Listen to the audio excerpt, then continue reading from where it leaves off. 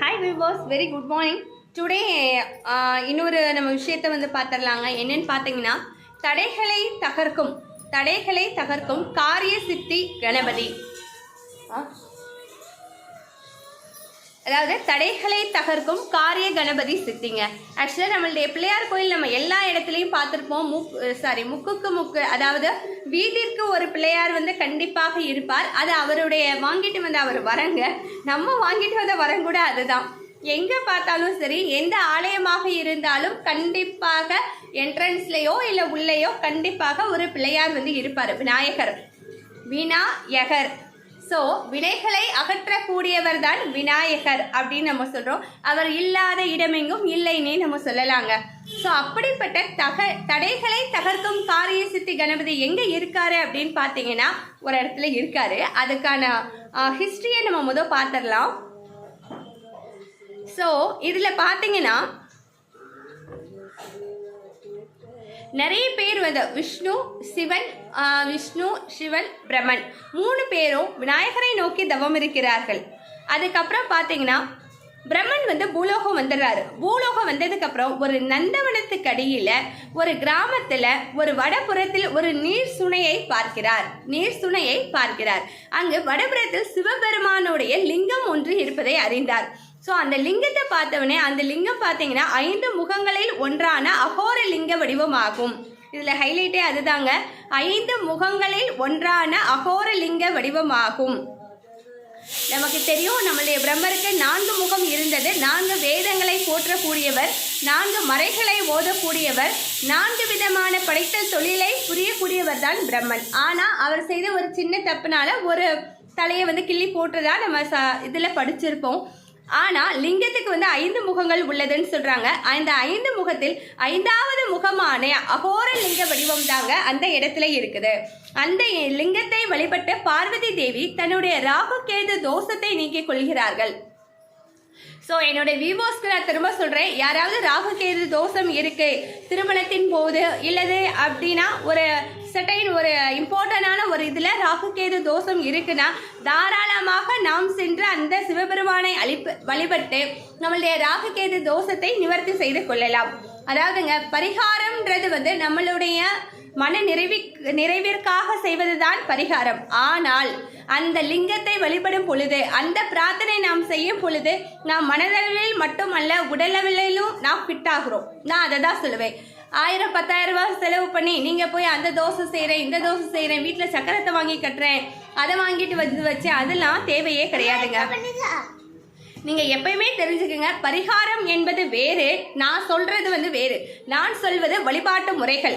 கடவுளால் தாராளமாக கடவுளே நமக்காக அருளிய ஒரே ஒரு முறை இந்துக்களுக்காக வழிபாட்டு முறை மட்டும்தாங்க.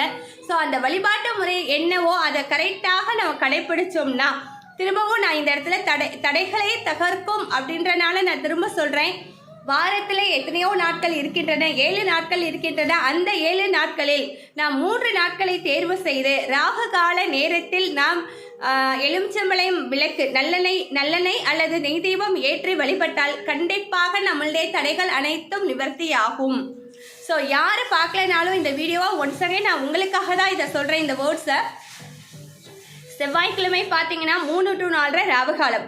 அதே மாதிரி வெள்ளிக்கிழமை 10 to 12 ராவுகாலம். ஞாயிற்றுக்கிழமை ரொம்ப ரொம்ப ரொம்ப விசேஷம். செவ்வாய்க்கும் வெள்ளிக்கும் எவ்வளவு முக்கியத்துவம் கொடுக்கிறார்களோ அந்த முக்கியத்துவம் ஞாயிற்றுக்கிழமைகளில் அந்த சூரிய பகவானை நினைத்து அந்த ஞாயிறு அன்று சாயங்காலம் 4 to 6 ராவுகாலம்ங்க. ஸோ அந்த நேரத்தில் விளக்கு போட்டு உங்களுடைய பிரச்சனைகளை நீங்கள் முன் வைத்தீர்கள் என்றால், கடவுளின் திருவடியில் வைத்தீர்கள் என்றால், கண்டிப்பாக நீங்கள் சரணடைந்து கடவுளே இதை நிவர்த்தி செய். 9 வாரம் போடலாம், 3 வாரம் போடலாம், எத்தனை வாரமோ உங்களுக்கு முடிந்த அளவு போகலாம். பெண்கள் சுத்தமாக இருக்கும் நாட்களில் மட்டும் கோயில் சென்று துர்க்கை அம்மனுக்கு வழிபாடு செய்து அரளிப்பூ வைத்து அதில் கண்டிப்பாக அதை செய்யுங்க. அரளிப்பூ வச்சு வழிபடுறது துர்க்கை அம்மனுக்கு ரொம்ப விசேஷம். எலுமிச்சம்பழம் விளக்குக்கும் விசேஷம். சப்போஸ் உங்களால் போக முடியலைங்க, பக்கத்தில் எனக்கு பிள்ளையார் இந்த கோயில் கிடையாது அப்படின்னா தாராளமாக வீட்டில் போடலாம், எந்த தவறும் இல்லை. நல்ல வீடு வந்து நல்லா சுத்தம் செய்த பிறகு நீங்கள் தலைவலியாக தண்ணீர் ஊற்றிக்கொண்டு, எதுக்காக தெரியுமா, நம்மக்கிட்ட வந்து அது வந்து சாஸ்திரத்திலேயே சொல்கிறாங்க, நம்மக்கிட்ட நிறைய நெகட்டிவ் வைப்ஸ் வந்து இருக்குங்க. நம்ம சாமி கும்பிட்டு வெளியே வர்றப்ப அந்த நெகட்டிவ் வைப்ஸில் பாசிட்டிவாக வந்து மாறணுன்றதுக்காக தலைவலியாக நாம் நீராடி விட்டு, ஒரு திருத்தலத்தில் சென்று நாம் நீராடி விட்டு அதன் பிறகுதான் இறைவனை தரிசிக்கிறோம். ஸோ நம்மக்கிட்ட இருக்க நெகட்டிவ்லாம் 50% அதுலேயே வந்து போயிடும். திரும்ப இன்னைக்கு இன்னொரு டிப்பு நான் சொல்கிறேன். நான் வாழ்க்கையில் ஃபாலோ பண்ண டிப்பு என்னென்னு பார்த்தீங்கன்னா, அதாவது உங்களுக்கு ரொம்ப முடியலை, என்னால் எந்த திருத்தலங்களுக்கும் செல்ல இயலாது, எனக்கும் தாண்டி ரொம்ப கஷ்டமாக இருக்குன்னா, வீட்டில் நீங்கள் குளிக்கிற தண்ணியில் கையளவு கல்லுப்பு எடுத்துக்கோங்க. கல்லுப்பு எடுத்துட்டு உங்களுடைய இஷ்ட தெய்வத்தையும் குல தெய்வத்தையும் நன்றாக மனதார வழிபட்டு, கடவுளே உன்னுடைய திருத்தலத்தில் வந்து என்னால் தரிசிக்க இயலவில்லை, விரைவில் அந்த ஒரு இதை வந்து எனக்கு கொடுங்கன்னு சொல்லிட்டு நீங்கள் அந்த கையளவு கல்லுப்பை வந்து நீங்கள் குளிக்கிற பக்கெட்டில் போட்டுட்டு நல்லா கரைஞ்சதுக்கப்புறம் நீராடும் பொழுது எப்பொழுதுமே பாருங்கள், நாம் ஆற்றங்கரையிலோ இல்லை கடலிலோ தீர்த்தங்களிலோ குளிக்கும் பொழுது ஃபஸ்ட்டு நம்ம நினைக்கிறது என்ன, தலையாக நினைக்க முடியும்? இல்லைங்க, காலை தாங்க நினைக்க முடியும். காலில் இருந்து தான் கொஞ்சம் கொஞ்சமாக மேலே போகும். ஸோ நம்மளுடைய உடம்புல இருக்கக்கூடிய ஹீட்டு டைரெக்டாக நீங்கள் தலைக்கு தண்ணி ஊற்றுறப்ப அந்த ஹீட் வந்து டோட்டல் பாடி ஃபுல்லாக அஃபெக்ட் ஆகிடும். ஸோ அதுக்காக தான் அவங்க என்ன சொல்லியிருக்காங்கன்னா சயின்டிஃபிக்காக, ஸோ முதல்ல வந்து பாதங்களை நாம் நினைக்கிறோம், பாதங்களில் இருந்து அந்த ஹீட் அப்படியே கொஞ்சம் கொஞ்சமாக குறையுது. அதுதாங்க நெகட்டிவ் வைப்ஸ். எல்லாத்துக்கும் சயின்டிஃபிக்காக பார்த்தோம்னா நிறைய லிங்க் இருக்குது. அதெல்லாம் வந்து உண்மையான விஷயங்கள் தான். இதெல்லாம் ஏன்னா ப்ரூவ்டு, நான் சொல்கிறது எல்லாமே ப்ரூவ்டு தான். ஏன்னா நானுமே வந்து நிறைய விஷயங்கள் நம்பலை இல்லையா, படித்த நிறைய பேர் நம்பியிருக்க மாட்டாங்க. ஸோ அதெல்லாம் பார்த்ததுக்கப்புறம் தான் நானுமே பிலீவ் பண்ணுறேன். ஸோ கை நிறைய கல்லுப்பு போட்டு அது கரைஞ்சதுக்கப்புறம் காலில் இருந்து அப்படியே கொஞ்சம் கொஞ்சமாக தண்ணி மேலே ஊற்றிட்டே வாங்க, தலைவலியாக தண்ணி ஊற்றிக்கோங்க. ஸோ 3 தடவை அந்த இறைவனை, உங்களுடைய குல தெய்வத்தையும் உங்களுடைய இஷ்ட தெய்வத்தையும் மனதார நீங்கள் நினைத்து, கடவுளே என்கிட்ட இருக்க நெகட்டிவ் எல்லாம் போகணும், என்கிட்ட இருக்கக்கூடிய எதிர்மறை எண்ணங்கள் எல்லாம் நீங்கி நான் நேர்மறை எண்ணத்தை ஈர்க்க வேண்டும், நேர்மறையான எண்ணங்கள் உடையவர்களை ஈர்க்க வேண்டும் என்று கண்டிப்பாக வேண்டிக்கோங்க. சரிங்களா? சரி, நம்ம ஆக்சுவலாக வீடியோவோட இதையே நம்ம மறந்துட்டோம். இது மாதிரி 12 வருடமாக விநாயகரை வந்து பலவாறு துதித்து மூல மந்திர பிரயாணம் செய்து அவர் வந்து வழிபடுகிறார். யாருங்க? நம்மளுடைய பிரம்மன் தான். அப்போதான் அவர் வந்து என்ன பண்ணுறாருன்னா, படைத்தல் தொழிலில் மிக சிறப்பாக நீ பணியாற்றுவாய் என்று அவர் வரம் கொடுக்குறாருங்க.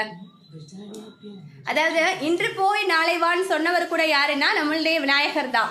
அவருக்கு வந்து ஏழ்ரை வந்து நடக்கலைன்னு சொல்லுவாங்க. ஏழ்ரை மட்டும் இல்லை, நிறைய விஷயங்கள் சொல்லுவாங்க. ஸோ அது எதுக்காக சொல்கிறாங்கன்னா, இன்று போய் நாளை வா, இந்த வேர்ட் பார்த்தீங்கன்னா நீங்கள் சொல்லிக்கோங்க, கடவுளே எனக்கு ஏதோ ஒரு கஷ்டம் வருதுன்னா நாளை கூடன்னு சொல்லலாம் தாராளமாக. இன்று போய் நாளை வான்னு சொல்லுங்களேன், கண்டிப்பாக நடக்கும். சரிங்களா? ஸோ இப்படி நிறைய நல்ல விஷயங்கள் இருக்குது வாழ்க்கையில், எவ்வளவோ இருக்குங்க. நான் திரும்பவும் சொல்கிறேன், என்னையும் சேர்த்து தான் இன்றைக்கி நான் சொல்கிறேன். இதை ஒரு டாஸ்காகவே எடுத்து நம்ம செய்யலாம். இந்த நிமிடம் நாம் என்ன செய்கிறோமோ அந்த பணியில் கண்ணும் கருத்துமாக இருந்து இந்த நொடியை நாம் நல்ல அழகாக வந்து ரசிக்கலாங்க.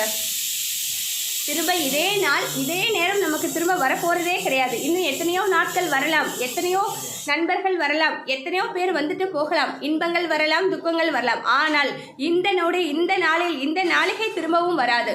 ஸோ இந்த நேரத்தில் நாம் சந்தோஷமாக இருக்க வேண்டும். ப்ரெசண்ட் லைஃப்பில் யாரெல்லாம் இருக்கணும்னு நினைக்கிறாங்களோ, யாரெல்லாம் இருக்காங்களோ அவங்க தான் ஒரு பெரிய சயின்டிஸ்டாகவோ, பெரிய அறிஞராகவோ, பெரிய வள்ளலாகவோ கண்டிப்பாக இருக்க முடியும். நம்மளுடைய கர்ணன் இருந்தார், நம்மளுடைய துரியோதனனும் இருந்தார். நான் இந்த நேரத்தில் இதை செய்யணும், நான் செஞ்சு முடிப்பேன். எடுத்த காரியத்தை தள்ளி வைக்காமல் எவன் ஒருவன் அந்த ஸ்பாட்லேயே செய்கிறானோ கண்டிப்பாக அவனுக்கு வெற்றி நிச்சயம். விடாமுயற்சி இருக்கணும், அதற்கான முயற்சியும் இருக்கணும். ஸோ 10ஆம் நூற்றாண்டில் பார்த்தோம்னா ஆட்சி செய்த பார்த்திவேந்தராதி வர்மன் கட்டியதாக தான் அந்த கோயில் வந்து சொல்கிறாங்க. இந்த வரலாறு பார்த்தீங்கன்னா, கோவிலோட அமைப்பு நத்தம்ன்ற கிராமத்தில் நடுவே புஷ்பகரணி கரை அருகே கிழக்கு நோக்கி எளிய சித்தி விநாயகர் கோயில் இருக்கிறது. ஸோ இந்த சித்தி விநாயகர் கோயிலுக்கு போய் தான் இவர் வந்து வரம் வாங்கிட்டு வந்தார். பார்வதி தேவி அவருடைய தோஷத்தை கழித்து இவருக்கு பூஜித்து தான் அந்த இது வந்து நடக்குது அப்படின்னு சொல்கிறாங்க. யாரெல்லாம் இந்த கோயிலுக்கு போகலான்னு பார்த்தீங்கன்னா, காரியசித்தி கணபதியை 16 நாட்கள் விரதம் இருந்து 16 முறை வலம் வந்து வழிபடுவதோடு சிதற தேங்காய் போடுவோம்ல, அது போட்டு சகல தடையும் நீங்கும். பெண்கள் சஷ்டி விரதம் இருக்கலாம் தாராளமாக. வள்ளி தெய்வானை உடைய முருகனை வணங்கினால் பிரிந்த தம்பதியர்கள் ஒன்றாக சேர்வர். ஸோ ராகு கேது தோஷம் இருந்தால் ஆனந்தவள்ளி அம்மனை வழிபடலாம். ஸோ அந்த திருத்தலத்தில் வந்து சிவபெருமான் இருக்காரு, வாலீஸ்வரர், ஆனந்தவள்ளி அம்மன் இருக்காங்க, காரியசித்தி விநாயகர் இருக்காரு. திருமண வரம் விரைவில் அமையும் அப்படின்னா இந்த தாராளமாக இங்கே போய் அந்த சிவபெருமானை நாம் வழிபடலாம். செவ்வாய், வெள்ளி, ஞாயிறு கிழமைகளில் வளர்பிறை, தேய்பிறை, சதுர்த்தி, கிருத்திகை, அமாவாசை, பௌர்ணமி ஆகிய விரத நாட்களில் நாம் சென்று வழிபட்டால் நாம் நினைத்த காரியங்கள் அனைத்துமே நடக்கும். இன்னைக்கு என்னமோ தெரிலங்க, நம்ம நினைச்சது நடக்கிறதுக்காக தான் பார்க்குறோம். இது வரைக்கும் என் மனசுல எதுவும் தோணலை.